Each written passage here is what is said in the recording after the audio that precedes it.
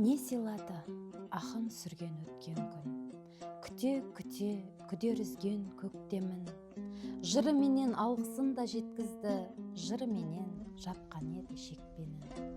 Ең бірінші бақтыңа балаған, қалқың сен ұлықтаудан талмаған.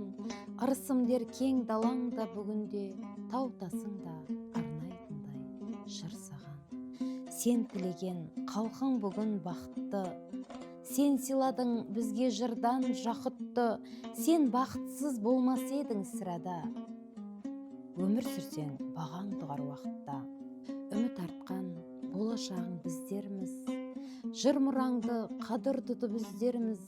Мұқағали аты өшпейді, сөнбейді, қазақ жырмен өмір сүрген